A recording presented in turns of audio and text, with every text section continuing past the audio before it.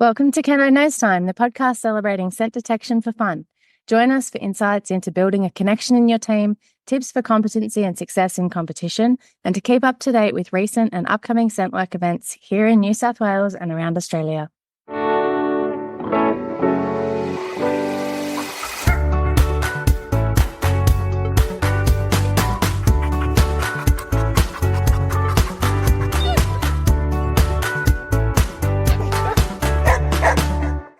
Training dogs not to pee in a search area is important for teams to be successful both in trialling and also in training.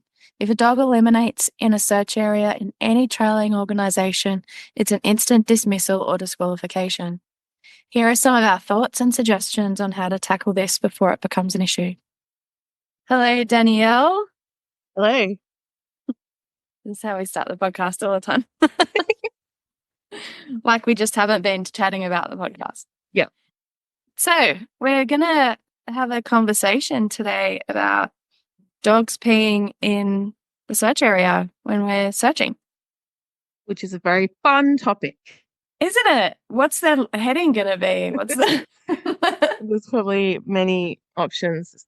So peeing in a search area causes a lot of stress amongst many people.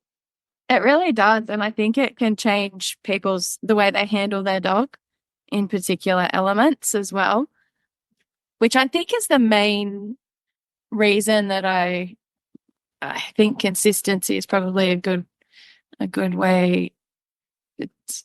Consistency in training is a really good way to deal with it. But yeah, to me, you can tell when someone's a little bit anxious when they come into an exterior search and there's just more potential for dogs to pee in an exterior search or sometimes even a vehicle search. Yep. I think that's probably where you see it the most.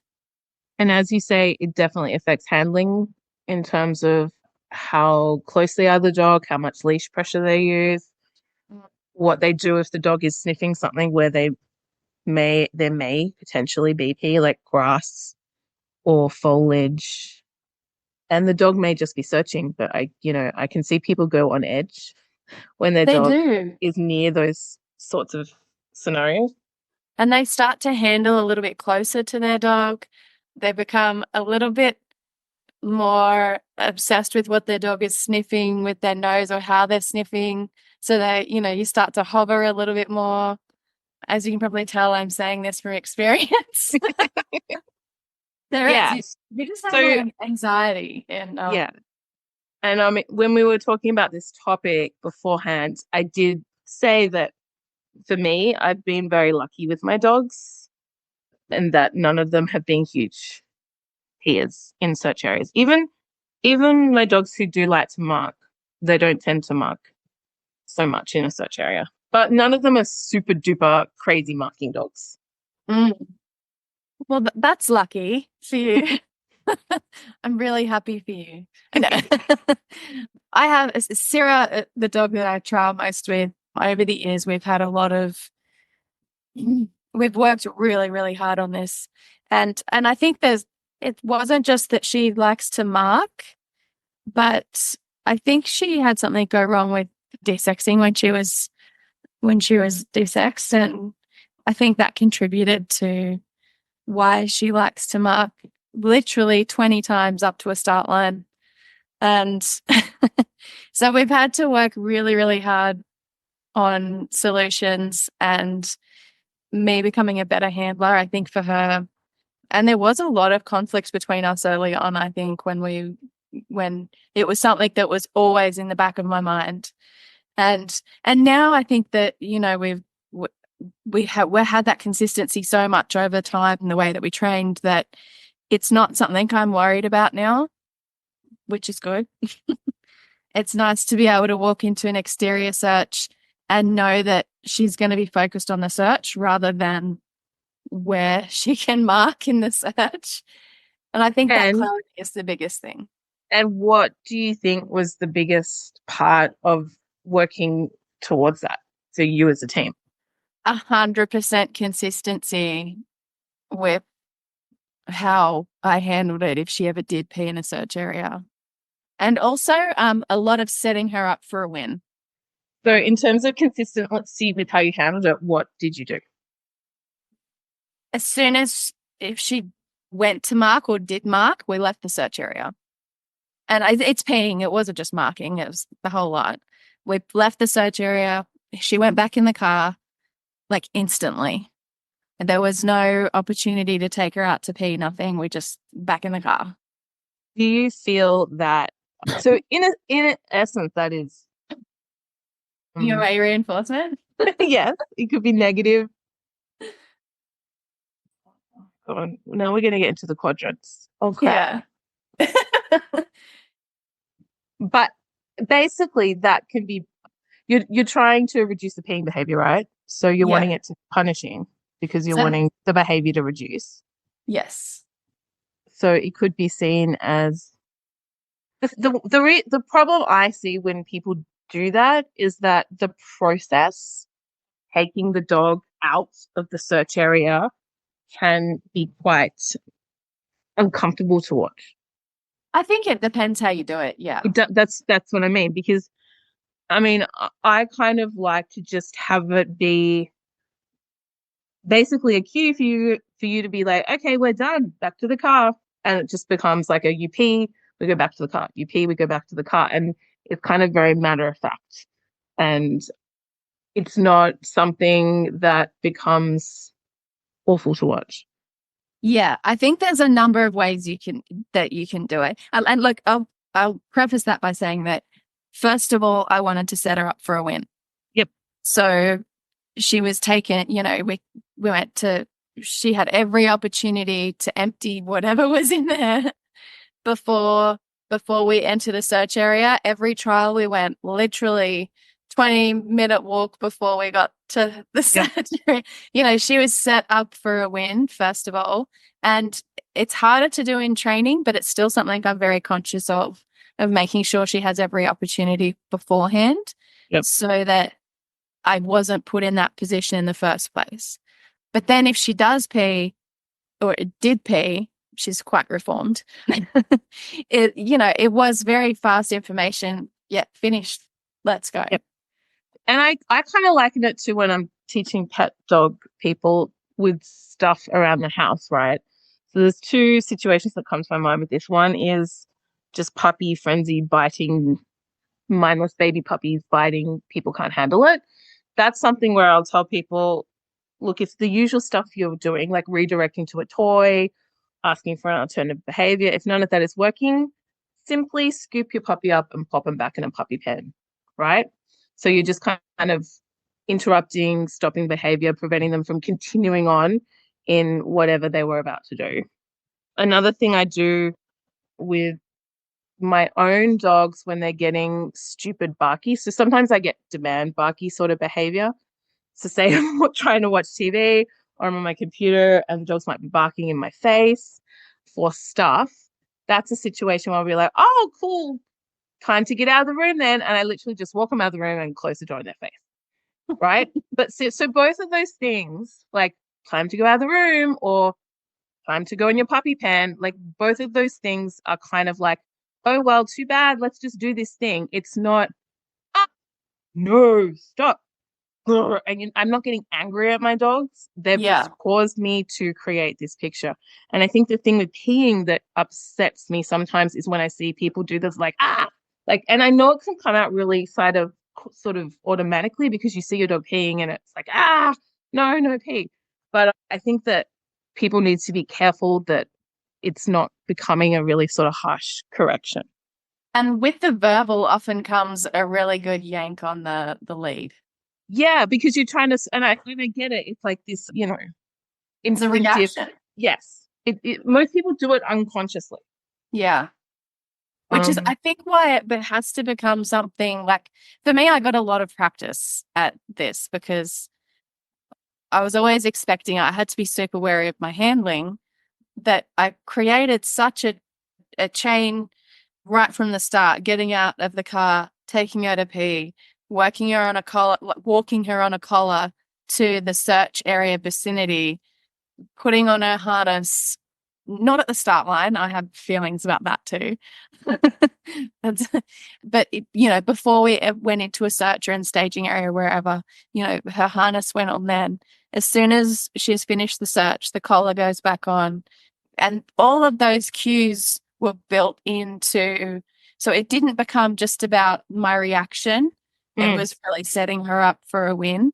And I agree with you. I think it's really, it's not nice to see dogs being corrected for this harshly in a search area, but I think the information still has to be passed along.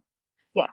That the search. So I think, so I think that's why you just kind of have to be intent. If you've got a dog that's a marker, you should have this intentional plan of how you go from your dog peeing to moving them, very quickly out of the search area and, putting them back in the car or whatever, or doing a reset or whatever your plan is.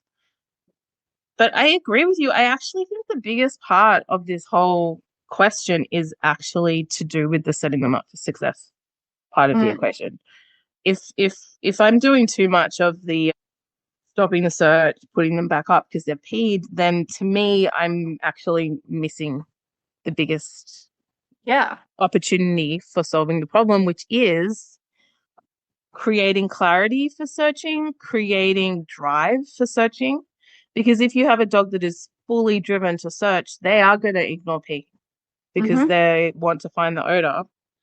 And also just having that really clear picture of the search cue and the end of search cue, and just having everything be super clear to the dog. So, and I think that's, if you've got a dog that's just starting out, that should be your focus, right? Creating that really clear picture for your dog. And I think that happens over time. Like, it's not something you can rush. It's something that you need to develop as part of your pattern for searching, and I think it's harder for people that don't expect their dogs to pee, because they're the dogs and they're the teams that end up peeing so much more in a search area, especially, in training, because they're a little bit complacent. They think it's not going to happen. They don't get into that search sort of routine. And that's interesting. I mean, that while we're talking about that, solutions for that is search is my routine. That's how it's worked really well for me and my dog. A lot, if you speak to other handlers or even other instructors, there's other options to do, take your dog out for a walk first. As soon as they get out of the car for their search, there's no peeing. Like, that wasn't an option for me because Sarah marks so much. But for a lot of people, that's a really successful way to do it as well, is that they have a pee walk back in the car, and then they have, next time they get out of the car with their harness on or whatever it is, the context is different. Because, and most people will tell you that, most instructors will tell you the search starts at the car. Yep. So I don't think that's a bad way to train it either. It's just that I trained it a different way. Yeah, I think both of them could work depending on the dog. And I actually think how disciplined they are. I actually think it's important to just briefly touch on the reasons why dogs could be marking, because obviously, yes, there's the sort of automatic, I smell dog pee, I need to cover this dog pee with my pee sort of dog. Yeah. Right? So that's the type of situation you're likely to encounter with entire dogs. So dogs who still have their reproductive organs are more likely to engage in that sort of stuff. But even dogs that don't, right? You can get really strongly marking dogs who are DSACs. Maybe they've had a history of doing it before they were DSACs. So and I feel like that's slightly different to other reasons dogs might pee, simply because they're distracted. Maybe they don't have search focus. Maybe they're anxious, a bit lacking confidence, maybe just go wandering off and do a little bit of a wee. That's completely different in my mind to the sort of habitual marking that you see. Yeah, yeah. And I think part of that, like, they're all training issues at the end of the day. But then there's that other situation where, if you're in a higher level search and there are actually no more hides to find, and your dog's going to find something else to do if you leave them in there too long. Yep. Yep. Well, because in their mind, they've done the search, right? They've cleared the area, they've found the hides, and you're like forcing them to keep going, but they've got nothing else to do. So maybe they're gonna. They're sick of trying to tell the handler that the search is clear. Yep. But if it is like the habitual peeing, right? I think that there's kind of varying levels of it. And obviously, if you are unlucky enough to have a dog pee in the search area right before your run, that might be something that is a cause for stress for you, right? So I feel like it's like the ultimate test, right? If you have a marker and then you give them their search cue and you might need to expect them to ignore super fresh, enticing dog pee right in the search area. And what do you do if that pee just happens to be right near odor? I personally feel like I'm getting anxiety. I get a bit excited when dogs pee in training in the search area because I'm kind of like, well, this is a training opportunity for the other dogs to come. Absolutely. Because it is, that's all it is. It's just another distractor to work through, right? So it's actually interesting we're talking about this topic because this week in class, exactly that happened. There was a couple of off-lead dogs near the building where I train at, and I saw these 3 little dogs run up, and all 3 of them peed on these white posts. And so I take my dog out and we go for a walk around. I'm like, oh, excellent. I'm going to use this as a training opportunity because I saw the dogs just do it, all 3 of them. And then Flair, while I'm walking him, he was just like on the white post as well. I'm like, oh, well, 4 dogs. So I had the 2 hides a meter each side of these people. So basically that the dogs were guaranteed to be in odor as well as in pee odor, and just trying to set that up as a training exercise where the handlers knew where the hides were. They knew exactly where this pee it was, which is something we don't always have the luxury of knowing where that is. And it worked really, really well. All the handlers were really aware of it, handled their dogs really well, and the dogs all made the right choice. Sniff and process the pee because I think that's important, that some dogs really need to do that. And then after doing that, led directly to source. And either way, it was fine because there was 2 hides out either side of this pee odor. So it's interesting because it worked so well as a training exercise, and we probably need to be doing more of that. Yep, totally agree. And I think we've even inadvertently done it in like our classes. I remember, I think Buddy peed like right underneath the hide once. And I remember Rory sniffing it and then just lifting his head and hitting the odor. It's kind of like that is kind of like distractor training, right? Just work through it. You can process it and move on. I think I had a really good student team, like a really, well advanced team. They were trialing above their level sort of thing. I think they were in a nosework too. And the dog used to have a history of marking, but was in the search area, and I was watching this search and got distracted. A dog had peed underneath where the hide was. And in ACSW, you don't get told where dogs have peed. And it's pretty rare anyway, to be honest. It doesn't happen a lot. But this dog had peed literally the run right before it. And my students' team went in. The dog got distracted by the dog pee, and they didn't come back to that spot to hit odor. Mm-hmm. And it was such a missed, you're just like, oh man, like they would have easily got that if it was just about the odor, but it was such a distracting, fresh smell for this dog. And now I'm sure that they would be able to handle that fine. But then it was just, it's something you've really got to incorporate into your training schedule. Yep. In fact, it's the type of thing you can even do if you're really motivated. Do a lineup of containers with urine distractors. Oh my gosh. Who's setting up the containers? We can get Nat from the vet clinic to bring in urine sample. That's a good idea. Yeah. We don't have to do that. That would be fun though. Maybe we can do a workshop of that. I'm wondering if anyone who is not doing like a nosework or scent work person has ever listened to this. It just goes, what is going on with these two? Oh, come on. That would actually be pretty cool. We could find some like bitch in season urine, some cat urine. We could go to town on it. You would have to have a lot of odor out.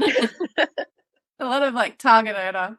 But it's something I was actually telling some of my intro classes the other week is, one of the best things you can do in between classes is just watch your dog on a normal walk. And your only goal is, can you identify what your dog is sniffing on their sniffy walk? Are they sniffing cat poo? Are they sniffing dog urine? Are they sniffing cat urine? Are they sniffing rubbish out? Are they sniffing rabbits? You actually can start to learn the subtle differences in how your dog moves and responds to each of those things. And I think that that's a really fun activity to do more regularly if you haven't done so. And I think that's a good point as well. And so it's not something we've touched on. And it's really the main thing you should be doing is really, watching your dog and knowing what they look like when they're sniffing pee as opposed to odor. Mm. So what would you do in a trial if your dog is sniffing pee? Because I don't have... So I would say Rory's pretty clear when he's sniffing pee. He gets very still, and I would probably give him a few seconds to process it, move on. But if he's stuck there for like more than, let's say, 5 seconds, I'd probably encourage him to move on with just a, hey, Rory, let's go. That sort of thing is probably what I would do if I thought he was stuck in urine. Like you say, I don't necessarily want to really move the dog on physically, because what if there is a hide right near that? Do you know what I mean? Mm-hmm. So it's like, how do you just get your dog back into search mode in a kind of calm, focused way? Yeah, and I think that's always been sort of my mantra with training, because it has to start right in those beginner classes too. Being aware of this and reading that behavior is that nothing good happens after 3 seconds. Like if you don't know, the dog would have made a decision by then if they're on odor. Yep. So, you've got nothing good happens after 3 drinks, nothing good happens after 3 seconds of odor. Pee odor. So that's sort of my cue to move on with my dog. I count to 3 and then we, it's either, re-cue or a continuation sort of marker, I guess. Yeah, I think it depends on your dog. How distracted they are, right? Because like you say, that it might take them totally out of search mode. So you kind of do need to re-cue. Yeah, absolutely. Like their brain just goes somewhere else for a little while. Yeah. I'm pretty glad at this point in Sarah's career, I know she's older, but that search does mean so much to her that the P doesn't. Yep. But it has taken quite a lot of, I think the word is dedication to the problem. Always being aware of it is something I'm never complacent about. And that's why I actually think sometimes it's easier when you are never complacent and you've got a dog that does it all the time, because I think other people can become a little bit complacent about it. They don't take their dog out to pee first or have a pee cue. Yep. We haven't even spoken about peeing on cue, which is another really... Well, I think the short answer is yes, have a pee cue. Really, it is so helpful. And it's what I will typically do. Even for my dogs that aren't marking, I want them to pee before I search as much as possible.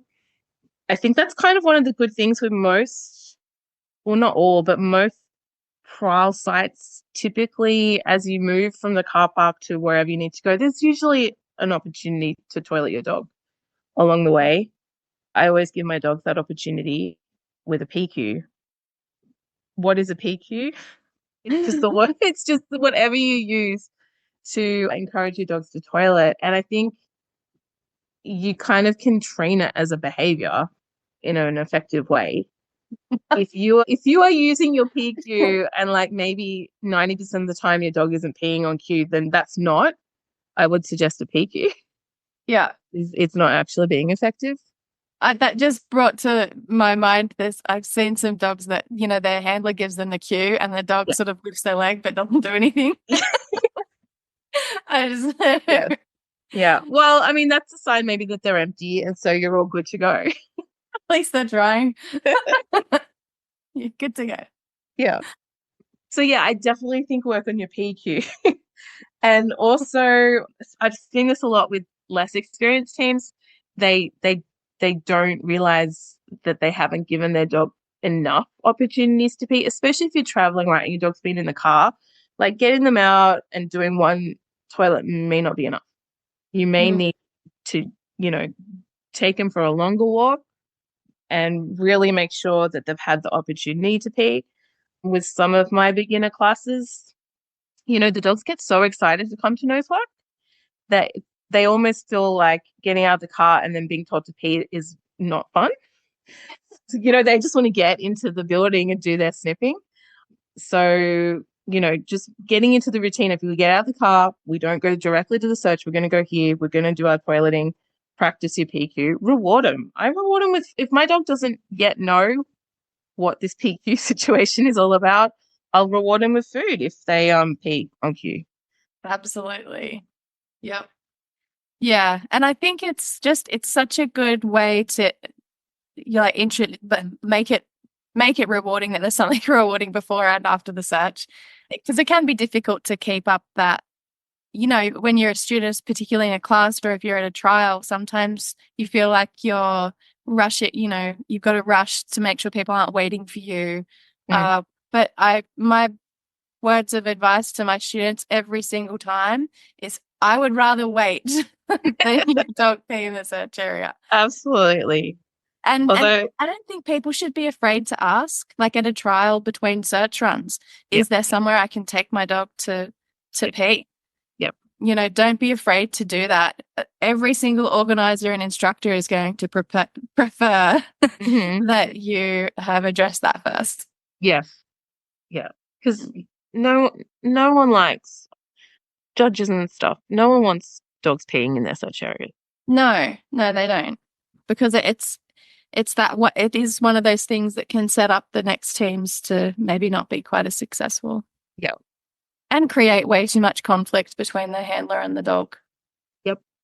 I also really like, I think it was Amy Hero who brought this up, of having a kind of rule with your dog of not peeing on human objects. Like, trying to minimize when they're peeing on structures and, things that might be in a search area, right, other than grass. I actually kind of have been trying to do that with Bug. So Bug is my teenage boy with all the hormones, and I'm trying to make sure that he isn't really peeing so much on buildings. And how hard is it though? It's so hard. It's really, really hard. But I think that the more opportunities you give them to pee on that kind of stuff, the more of a habit it's become for them. Yeah, because that's been in the back of my mind with Flair as well. But yeah,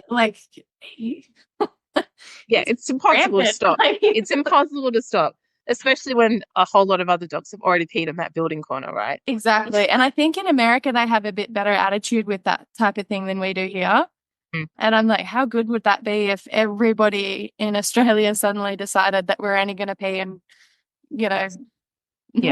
bushes and trees? I know. But I've especially gardens. Yeah, I've especially tried to be very vigilant about vehicles because true. You don't want your dog peeing on a vehicle. That's not good.